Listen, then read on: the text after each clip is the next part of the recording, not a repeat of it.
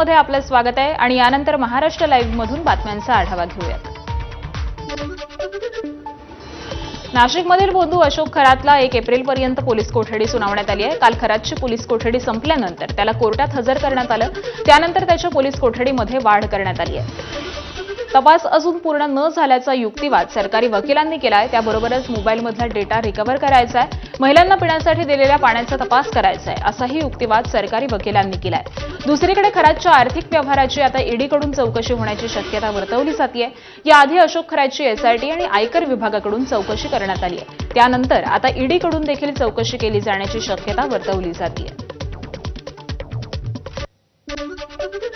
मी एका व्हिक्टीम पीडितेकरता कोर्टामध्ये हजर होतो, तर मी माझं म्हणणं कोर्टापुढे मांडलं की सरकारी वकिलांचं म्हणणं जे आहे की तपास अपूर्ण आहे, त्यात महत्त्वाचा मुद्दा त्यांनी असा सांगितला आहे की आरोपी हा सहकार्य करत नाहीये तपासामध्ये, आणि आरोपीने सहकार्य न केल्यामुळं जे तपासामध्ये अपूर्तता राहिलेली आहे तर ती पूर्ण करण्याकरता आता 3 दिवसाची कस्टडी त्यांनी पुन्हा मागितलेली आहे। बोंधू अशोक खरातला पोलीस कोठडी मिळताच एसआयटीकडून पुन्हा चौकशी सुरू करण्यात आली आहे। सलग 11व्या दिवशी खरातची 5 तास एसआयटी चौकशी झाली आहे। अशोक खरातनं मालमत्ता घेण्यासाठी एवढी माया कुठून आणली याचा तपास सध्या एसआयटीकडून सुरू आहे। पुन्हा एकदा खरातची चौकशी ही आज केली जाण्याची शक्यता आहे।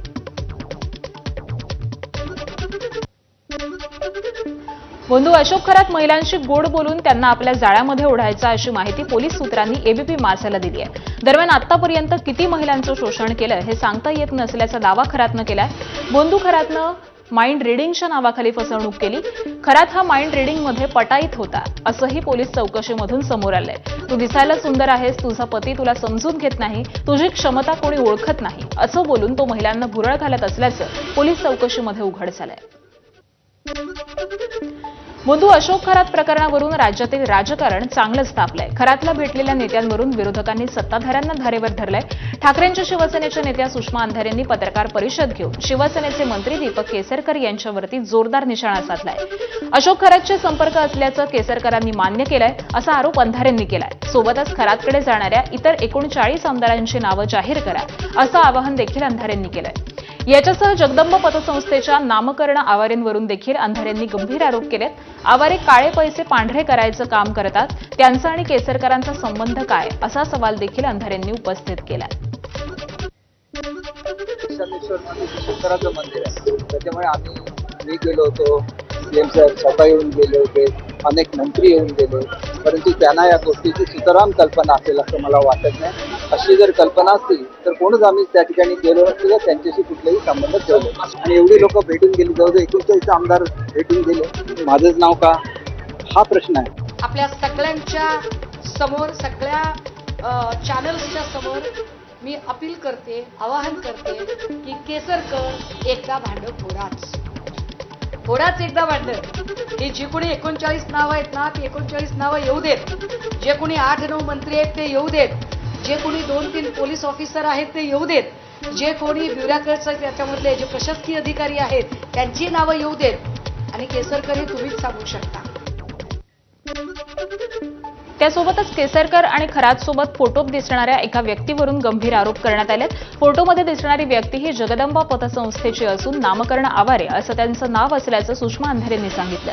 तर नामकरण आवारे हा काळे पैसे पांढरे करण्याचं काम करतो, त्याचा आणि केसरकरांचा संबंध काय असा सवाल देखील अंधारेंनी उपस्थित केला। या नामकरण एकनाथ आवारेची जेव्हा माहिती घेतली तेव्हा असं लक्षात येतं, लोक दबक्या आवाजात सांगतात की अनेक बड्या नेत्यांचे, अधिकाऱ्यांचे, कर्मचाऱ्यांचे पैसे ब्लॅकचे व्हाईट करायचं काम हा जगदंब पतसंस्थेमार्फत करत होता। खरं की खोटं पोलिसांनी तपासावं, पण याला रेकॉर्डवर आणणं गरजेचं आहे। अनेक लोकांचे ब्लॅकचे पैसे व्हाईट करण्याचं काम हा माणूस करतो, हा जगदंब पतसंस्थेचा माणूस आहे। हा माणूस केसरकरांच्या सोबत काय करतोय, कशासाठी हा माणूस तुमच्या सोबत सारखा आहे, या माणसाला आणि खरातला घेऊन तुम्ही कुठल्या आर्थिक व्यवहाराबद्दल बोलत आहात, याचं उत्तर केसरकर तुम्ही द्यावं लागेल। एकमेकांचे कट्टर राजकीय विरोधक असलेले आदित्य ठाकरे आणि भाजपचे नेते मोहित कंबोज यांच्यातील वादावरती आता पडदा पडलाय का अशी चर्चा सुरू झाली आहे. त्याचं कारण म्हणजे भाजपचे नेते मोहित कंबोज यांच्या मुलीच्या वाढदिवसाला राज ठाकरे आणि आदित्य ठाकरेंसह मिलिंद नार्वेकरांनी देखील हजेरी लावली. काल पार पडलेल्या या सोहळ्याला अनेक राजकीय नेतेही उपस्थित होते. राज्यामध्ये मवियाचं सरकार असताना कंबोज यांनी ठाकरेंवरती अनेक गंभीर आरोप केले होते. तर ठाकरेंच्या शिवसेनेचे अनेक नेते देखील कंबोज यांच्यावरती वारंवार आरोप करताना पाहायला मिळाले. मात्र आता कंबोज यांच्या घरातील सोहळ्याला आदित्य ठाकरे हजर राहिल्यामुळे मोठं आश्चर्य व्यक्त होत आहे. ठाकरे आणि कंबोज यांच्या भेटीबाबत जेव्हा शिवसेना ठाकरे पक्षाच्या उपनेत्या सुषमा अंधारेंना प्रश्न विचारला गेला तेव्हा त्यांनी काय स्पष्टीकरण दिलंय पाहूयात. राजकारण एक वेगळी गोष्ट आहे आणि सुखदुःख एक वेगळी गोष्ट आहे. कंबोजच्या पोरीशी आमचं काही वैर असायचं काही कारण नाही. एक लक्षात घ्या, कंबोजला आम्ही आधी विरोध केलाय आणि आताही विरोध करू आणि याच्या पुढे सुद्धा विरोध करत राहू. याचा अर्थ आम्ही माणुसकी विसरलेले आहोत असं नाही. मी देवेंद्रजींवर प्रचंड टीका करत राहील, पण देवेंद्रजींची जी कन्या आहे तिच्याबद्दल मात्र माझ्या कायम सदिच्छा असतील. कारण आम्ही अत्यंत संस्कारक्षम नेतृत्वाचे धनी आहोत. युद्धशास्त्राचे काही नियम असतात. युद्धशास्त्रामध्ये कुटुंबियांना कधी मध्ये आणायचं नसतं. राज्याच्या राजकारणामध्ये आता पुन्हा एकदा मोठा भूकंप होणार असा दावा शिवसेनेच्या प्रवक्त्या आणि राज्यसभेच्या खासदार ज्योती वाघमारेंनी केलाय. ऑपरेशन टायगर किंवा ऑपरेशन तुतारी होणार असे संकेत वाघमारेंनी दिलेत.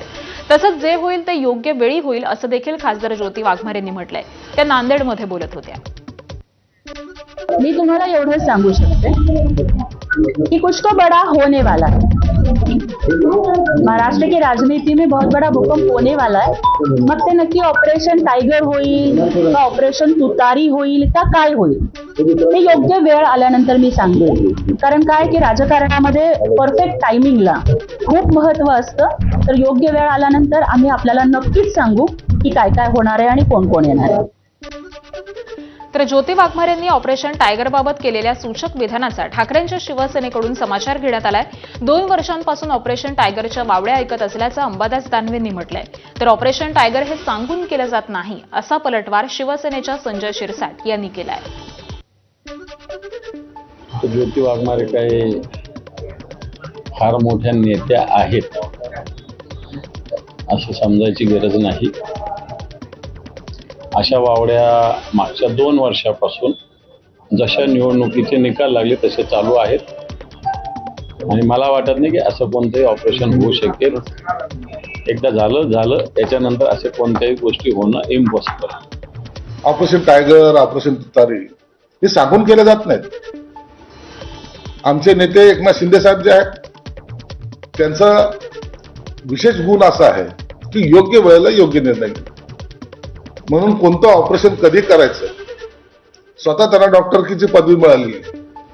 ते असे ऑपरेशन करायला ते माहिर आहेत आणि ते आता ती वेळ मला वाटतं जवळ आलेली आहे.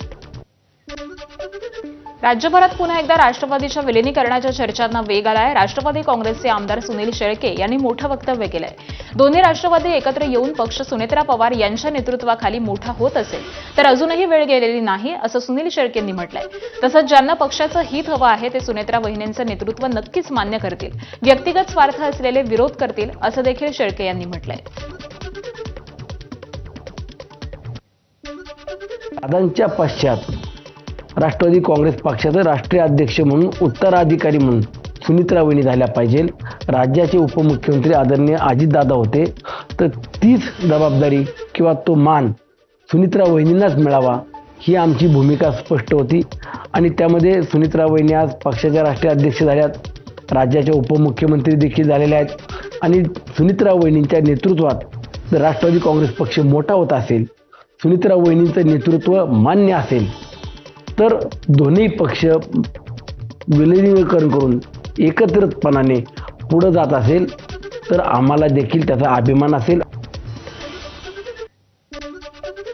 दरम्यान सुनेत्रा पवार यांच्या नेतृत्वाखाली दोन्ही राष्ट्रवादी एकत्र झाल्यास सगळे नेते एकजुटीनं काम करतील. विधानसभेचे उपाध्यक्ष अण्णा बनसोडे यांची राष्ट्रवादीच्या विलिनीकरणावरती प्रतिक्रिया. आज परिस्थिती जर बघितली तर दादांना जाऊन 2 महिने झालेले आणि वास्तविक बघितल्या तर राष्ट्रवादी काँग्रेस पक्षाची सर्व जबाबदारी राष्ट्रीय अध्यक्ष म्हणून सुनेत्रा वहिनी यांच्यावर सोपवलेली आहे. तर माझं जर मत जाणून घ्यायचं असेल तर राष्ट्रवादी काँग्रेस पक्षाच्या सर्वच नेत्यांनी म्हणजे माझ्यासारख्या आमदारांनी, पक्षाच्या प्रमुख कार्यकर्त्यांनी, राष्ट्रवादी काँग्रेस पक्षाच्या अध्यक्षांनी सर्वांची अशी इच्छा व्यक्त केलेली आहे की सुनेत्रा वहिनीच्या नेतृत्वाखाली जर दोन्ही पक्ष एकत्र झाले तर महाराष्ट्रामध्ये सर्वजण एकजुटीने काम करतील. दोन्ही राष्ट्रवादी पक्ष एकत्र येण्यासंदर्भामध्ये शरद पवारांच्या राष्ट्रवादीचे नेते अनिल देशमुख यांना प्रश्न विचारला असता त्यांनी सध्या पक्षाच्या विलिनीकरणाबाबत कुठलीही चर्चा नसल्याचं सांगितलंय. तसंच सुनील शेळकेंनी मांडलेलं मत हे त्यांचं वैयक्तिक मत असल्याचं देखील देशमुखांनी स्पष्ट केलंय. दोन्ही राष्ट्रवादी एकत्र येण्याच्या बाबतीत आमच्या पक्षामध्ये सध्या कोणतीही चर्चा नाही.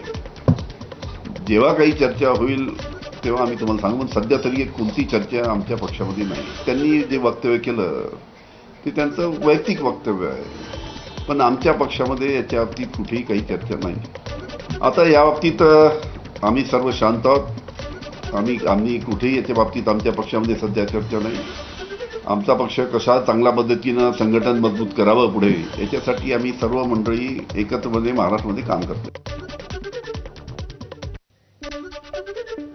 राष्ट्रवादीच्या विलिनीकरणाच्या चर्चांवरती आपण बोलणं योग्य नाही अशी प्रतिक्रिया भाजपचे नेते आणि महसूल मंत्री चंद्रशेखर बावनकुळेंनी दिली आहे. तसंच एकत्र येण्याबाबत त्यांचा निर्णय त्यांच्याच नेत्यांनी घ्यावा असं देखील बावनकुळेंनी म्हटलंय. पक्षाचे निर्णय करण्याचे अधिकार आम्हाला आहे. राष्ट्रवादी काँग्रेसनी कोणाकोणाने एकत्र यावं, कोणी नाही यावं, यामध्ये भारतीय जनता पार्टीच्या कुठल्याही कार्यकर्त्यांनी आणि मी बोलणं काही औचित्य नाही.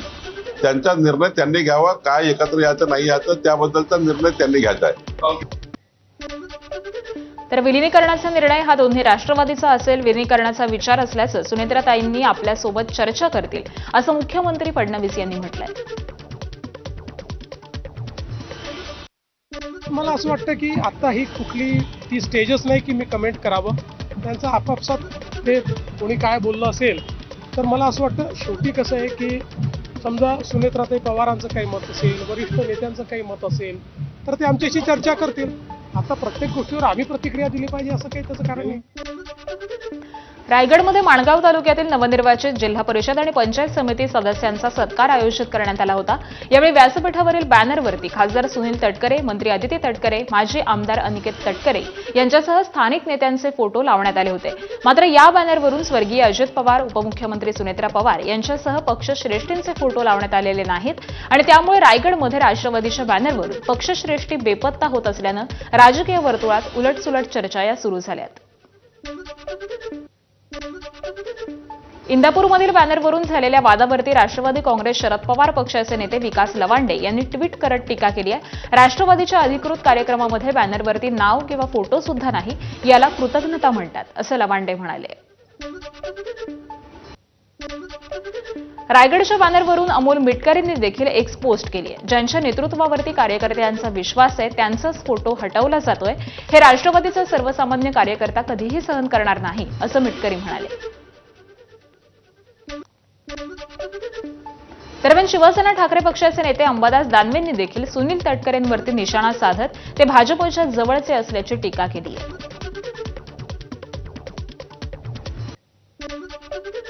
सुनील तटकरे आता ह्या वहिनींना मानतात का नाही मानतात हा प्रश्न तर महाराष्ट्राच्या जनतेच्या मनात आहेच ना.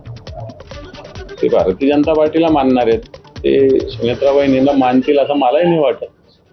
शेवटी ते भारतीय जनता पार्टीच्या इशाऱ्यावर त्यांचं सगळं कामकाज चालू आहे हे स्पष्ट दिसतं. रायगडमधील पक्षाच्या कार्यक्रमात राष्ट्रवादी काँग्रेसच्या बॅनरवरती अजित पवार आणि सुनेत्रा पवार यांचा फोटो नसल्यानं विरोधकांकडून टीका करण्यात आली आहे. यानंतर आता मंत्री अदिती तटकरेंनी एक्सपोज करत दिलगिरी व्यक्त केली आहे. स्थानिक पातळीवरील कार्यक्रमामध्ये झालेल्या या चुकीबद्दल त्यांनी खंत व्यक्त करत कार्यकर्त्यांची निष्ठा बॅनरवरील फोटोवरून ठरवू नये असं स्पष्ट केलंय. त्याबरोबरच या मुद्द्याचं राजकारण केलं जात असल्याची टीका देखील त्यांनी केली आहे. तब्बल 14 वर्षांनी मुंबई इंडियन्सनं आयपीएलचा सलामी सामना जिंकला. यंदाच्या आयपीएल मोसमाची मुंबईनं विजयानं सुरुवात केलेली असून कोलकाता नाईट रायडर्सचा 6 विकेट्सनं धुव्वा उडवला. रोहित शर्मा आणि रायन रिकल्टनच्या दमदार भागीदारीमुळे मुंबईनं हा सामना जिंकलाय. रोहित शर्मानं फक्त 38 चेंडूमध्ये 78 धावा केल्या तर रायन रिकल्टननं 81 धावा फटकावल्या. राज्यामध्ये पुन्हा अवकाळी पावसाच्या सरी कोसळण्याची शक्यता आहे. आजपासून 4 एप्रिल दरम्यान वादळी वाऱ्यासह गारपिटीचा अंदाज व्यक्त करण्यात आलाय. आज प्रामुख्यानं खानदेश, मराठवाडा, पश्चिम विदर्भ तसंच मध्य महाराष्ट्रातील घाट परिसरातील जिल्ह्यांमध्ये विजांच्या कडकडाट, वादळी वारे, पाऊस आणि काही ठिकाणी गारपिटीची शक्यता आहे. त्यानंतर 1 ते 4 एप्रिल दरम्यान वादळी पावसाचं प्रमाण हे वाढण्याचा प्राथमिक अंदाज आहे. शेतकऱ्यांनी पुढील काही दिवस हवामानाच्या या स्थितीनुसार शेतीची कामंही नियोजित करावीत. सध्या रब्बी पिकांची काढणी सुरू असल्यामुळे काढणी केलेली पिकं ही सुरक्षित ठिकाणी साठवून ठेवावीत किंवा झाकून ठेवण्याची व्यवस्था करावी, असं आवाहन कृषी विभागाकडून करण्यात येत आहे. रत्नागिरी जिल्ह्यामध्ये गेल्या 2 ते 3 दिवसांपासून पावसानं हजेरी लावली आहे. अवकाळी पावसामुळे अगोदरच संकटामध्ये असलेल्या हापूस आंब्याला मोठा फटका बसणार आहे. शिवाय काजू पिकांचं देखील नुकसान होणार आहे. यंदा हापूस आंब्याचं पीक हे केवळ 20% आहे. परिणामी पावसामुळे शेतकऱ्यांच्या चिंतेमध्ये वाढ झाली आहे. रत्नागिरी जिल्ह्यासह सिंधुदुर्ग जिल्ह्यामध्ये देखील पावसानं हजेरी लावली. नाशिकच्या येवला तालुक्यातील मुसळधार अवकाळी पावसानं हजेरी लावली आहे. राजापूर, जायदरे परिसरामध्ये वादळी वाऱ्यासह अवकाळी पाऊस पडलाय. या अवकाळीमुळे शेतकऱ्यांसमोर मोठं संकट उभं ठाकलंय. अचानक आलेल्या या पावसामुळे शेतीमालाचं, विशेषतः कांदा पिकाचं मोठ्या प्रमाणामध्ये नुकसान होण्याची भीती आहे. दिवसभर कडक ऊन आणि घामाच्या धारांनी नागरिक त्रस्त होते. मात्र अचानक आभाळ भरून आलं आणि पावसाला सुरुवात झाली. अहिल्यानगरच्या संगमनेर तालुक्यामध्ये अवकाळी पाऊस आणि गारपिटीमुळे शेतीचं मोठं नुकसान झाल्याची माहिती समोर येते. गहू, हरभरा, ज्वारीसह रब्बी पिकं त्याबरोबरच फळबागा जमीनदोस्त झाल्यामुळे शेतकऱ्यांचं मोठं नुकसान झालंय. या नैसर्गिक आपत्तीमुळे शेतकरी आर्थिक संकटामध्ये सापडण्याची भीती व्यक्त केली जाते. दरम्यान प्रशासनानं तातडीनं पंचनामे करून मदत द्यावी, अशी मागणी शेतकऱ्यांकडून होतीये. राज्यात अनेक ठिकाणी अवकाळी पावसामुळे शेतकऱ्यांचं नुकसान झालंय. यामुळे शेतकरी संकटामध्ये सापडलाय. दरम्यान या नुकसानाचे पंचनामे करण्याचे आदेश कृषी मंत्री दत्तात्रय भरणे यांनी दिलेत. तसंच नुकसानीचा अहवाल आल्यानंतर तातडीनं शेतकऱ्यांना मदत केली जाणार आहे, असं देखील भरणे म्हणाले. ऑगस्ट महिन्यापर्यंत पावसाचं प्रमाण हे कमी राहणार असल्यामुळे शेतकऱ्यांनी पाण्याचा काटकसरीनं वापर करावा, असं आवाहन देखील मंत्री दत्तात्रय भरणे यांनी केलंय. शेतकऱ्यांच्या पिकाच्या नुकसानीचे पंचनामे करण्याचे आदेश राज्याचे मुख्यमंत्री, दोन्ही उपमुख्यमंत्री, महसूल मंत्री आणि आम्ही सर्वांनी दिलेले आहे. जिथं जिथं नुकसान झालं त्या नुकसानाचे पंचनामे करून त्वरित अहवाल आम्हाला द्या म्हणून सांगितलेलं आहे. तो अहवाल प्राप्त होताच त्यांना ताबडतोब ही मदत ही निश्चित प्रकारे केली जाईल. राज्यातील शाळांच्या उन्हाळी सुट्ट्यांबाबत महत्त्वाची घोषणा करण्यात आली आहे. महाराष्ट्र राज्य माध्यमिक आणि उच्च माध्यमिक शिक्षण मंडळ अंतर्गत येणाऱ्या शाळांना 2 मे ते 14 जून दरम्यान सुट्टी जाहीर करण्यात आली आहे. त्याबरोबरच नवीन शैक्षणिक वर्ष 15 जूनपासून सुरू होणार असून वाढतं तापमान लक्षात घेता विदर्भातील शाळा या 15 ते 29 जून दरम्यान सकाळच्या सत्रामध्ये भरवण्याचा निर्णय घेण्यात आला आहे. दरम्यान इतर मंडळांच्या शाळांनी सुट्टीबाबतचा निर्णय हा स्वतः घ्यावा, असं शिक्षण मंडळानं स्पष्ट केलंय. मुंबईतील म्हाडा मुंबई मंडळाकडून 2640 सदनिकांची सोडत जाहीर करण्यात आली. काल दुपारी 3 वाजता उपाध्यक्ष आणि मुख्य कार्यकारी अधिकारी संजीव जयस्वाल यांच्या हस्ते गो लाईव्ह होणार आहे. यानंतर ऑनलाईन अर्ज प्रक्रिया सुरू होईल. अर्ज करण्याची अंतिम मुदत 29 एप्रिल असून सोडत 15 मे रोजी काढली जाणार आहे. विविध उत्पन्न गटांसाठी या सदनिका उपलब्ध असणार आहेत. मुंबईकरांच्या सेवेमध्ये लवकरच 2 मेट्रो येणार आहेत. 2 नव्या मेट्रो मार्गिकांच्या लोकार्पणाला अखेर मुहूर्त सापडलाय. दोन्ही मार्गिकांवरील मेट्रो 3 एप्रिलपासून धावणार आहेत. मेट्रो 9 मार्गिकेतील दहिसर ते काशीगाव टप्पा 1 आणि मेट्रो 2 ब मार्गिकेतील डायमंड गार्डन ते मंडाळा टप्पा 1चं लोकार्पण अनेक दिवसांपासून रखडलेलं होतं. मात्र आता लोकार्पणाची प्रतीक्षा ही संपलेली आहे. शुक्रवारी 3 एप्रिलला मुख्यमंत्री देवेंद्र फडणवीस यांच्या हस्ते या दोन्ही मार्गिकेचं लोकार्पण होणार असल्याची माहिती MMRDA मधील सूत्रांनी दिली आहे. भोर ते महाड राष्ट्रीय महामार्गावरील वरंधा घाट 30 एप्रिलपर्यंत सर्व वाहतुकीसाठी बंद करण्यात आलाय. जिल्हाधिकारी जितेंद्र डुडी यांनी हे आदेश दिलेत. महामार्गाचं रुंदीकरण आणि दुपदरीकरणाचं काम सुरू असल्यामुळे हा निर्णय घेण्यात आलाय. त्यामुळे कोकणामध्ये जाणाऱ्या प्रवाशांना पर्यायी मार्गाचा वापर करावा लागणार आहे. मुंबई शहर आणि उपनगरातील विविध कार्यालयांमध्ये जेवणाचे डबे पोहोचवणारे मुंबईचे डबेवाले उद्यापासून 6 दिवस सुट्टीवरती जाणार आहेत. 30 मार्च ते 4 एप्रिल या काळामध्ये मुंबईच्या डबेवाल्यांची सुट्टी असेल. ग्रामदेवतेच्या उत्सवानिमित्त ही वार्षिक सुट्टी घेत असल्याची माहिती डबेवाला असोसिएशनकडून देण्यात आली आहे.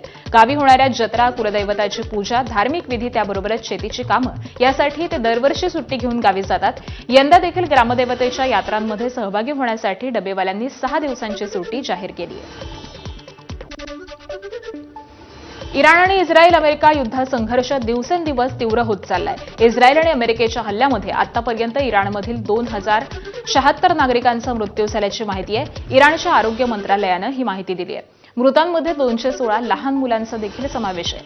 याशिवाय 26,500 नागरिक हे जखमी झालेले आहेत, ज्यामध्ये 1,676 लहान मुले आहेत. लेबनॉनमध्ये भूदल हल्ला सुरू केल्यानंतर हिजबुल्लाह सोबतच्या लढाईमध्ये इस्रायलला मोठा धक्का बसलाय. आपल्या हद्दीमध्ये घुसलेले जवळपास 100 इस्रायली रणगाडे नष्ट केल्याचा दावा या लेबनीज गटानं केलाय. नष्ट झालेल्या या प्रत्येक इस्रायली रणगाड्याची किंमत ही $60 लाख असल्याचा अंदाज आहे. रणगाड्यांचं नुकसान झाल्याबाबत इस्रायलनं अद्याप कोणतीही प्रतिक्रिया दिलेली नाहीये. इस्रायलनं या महिन्याच्या सुरुवातीला लेबनॉनवरती हल्ले केले होते. इस्रायलनं दक्षिण लेबनॉनमधील आपली कारवाई ही आणखी तीव्र केली आहे. त्यांनी 200हून अधिक हिजबुल्लाह ठिकाणं, लढवय्ये आणि शस्त्रसाठा नष्ट केलाय. सुरक्षा क्षेत्र वाढवत इस्रायल पुढे सरकत असून या कारवाईमुळे परिसरामध्ये तणाव अधिक वाढलाय. इस्रायली वायुसेनेनं इराणमधील एका महत्त्वाच्या ठिकाणावरती हल्ला केलाय, जिथे बॅलिस्टिक क्षेपणास्त्रांसाठी महत्त्वाची उपकरणं तयार होत होती. हे या प्रकारचं फक्त दुसरं ठिकाण आहे. त्याबरोबरच हत्यार उत्पादनाशी संबंधित अनेक ठिकाणांवरती हल्ला झालाय, ज्यामध्ये बॅलिस्टिक मिसाईल्सचं इंजिन आणि हवाई संरक्षण प्रणालीची ठिकाणं ही समाविष्ट आहेत. इस्रायली सैन्यानं इराणमधील IRGC संबंधित ठिकाणांवरती थेट हल्ला केलाय. या हल्ल्यामध्ये IRGCशी संबंधित कंपनी कालाचं मुख्यालय नष्ट असून यामुळे तेहरानच्या सैन्य औद्योगिक नेटवर्कला आणखी मोठा धक्का बसलाय. इस्रायली कारवाईमुळे इराणमधील सुरक्षा आणि औद्योगिक क्षेत्रावरती मोठा परिणाम झालाय. अबुधाबीतील अॅल्युमिनियम कारखान्यावरती इराणच्या हल्ल्यानंतर आग लागली. या हल्ल्यामुळे कारखान्याचा औद्योगिक इन्फ्रास्ट्रक्चर मोठ्या प्रमाणावरती नष्ट झालाय. आकाशामधून काढलेल्या व्हिडिओमध्ये आग आणि धुराचे भयंकर दृश्य दिसत आहेत. इराकमध्ये अमेरिकेच्या हवाई हल्ल्यांमध्ये मोसूलमधील मोबिलायझेशन फोर्सेसचे मुख्यालय हे निशाण्यावरती आलं. या हल्ल्यामुळे त्या भागातील सुरक्षा आणि सैन्याच्या इन्फ्रास्ट्रक्चरवरती मोठा परिणाम झालाय. अमेरिकेची हवाई कारवाई ही सुरू असून क्षेत्रातील तणाव हा वाढलेला आहे. इराण होर्मुझ स्ट्रेटसाठी नवीन कायदा लागू करणार आहे. या कायद्यामुळे या मार्गाने जाणाऱ्या जहाजांवरती कर लागू होणार आहे. तेल टँकर आणि इतर जहाजांवरील ट्रान्झिट फी वसूल केली जाईल. इराणचं म्हणणं आहे की या पैशांचा उपयोग शिपिंग सुरक्षा सुधारण्यासाठी, पर्यावरणाचं रक्षण करण्यासाठी आणि प्रादेशिक विकासासाठी केला जाईल. हा निर्णय आंतरराष्ट्रीय वाहतुकीवरती मोठा प्रभाव टाकू शकतो. आखाती देशातील युद्धामुळे केंद्र सरकारनं मोठा निर्णय घेतलाय. आता पेट्रोल पंपावरती देखील रॉकेल मिळणार आहे. केंद्र सरकारनं तेल कंपन्यांना पेट्रोल पंपावरती तात्पुरत्या स्वरूपामध्ये रॉकेल साठवण्याची परवानगी दिली आहे. त्यामुळे प्रत्येक पेट्रोल पंपावरती 2,500 लिटर रॉकेल साठवता येणार आहे. तर यापूर्वी पेट्रोल पंपावरती इतक्या प्रमाणामध्ये रॉकेल साठवण्यास परवानगी नव्हती. मात्र सध्याच्या परिस्थितीचा विचार करता सरकारनं ही मर्यादा हटवलेली आहे. कारगिलमध्ये इराणसाठी मदत निधी गोळा करण्यात येत आहे. याच दरम्यान एका गावकऱ्यानं चक्क एक कोंबडी दान केली आहे. त्या कोंबडीचा जागेवरच लिलाव करण्यात आला आणि ती तब्बल ₹1,25,000 विकली गेली आहे. जमा केलेली संपूर्ण रक्कम ही इराणमधील लोकांच्या मदतीसाठी देण्यात येणार आहे.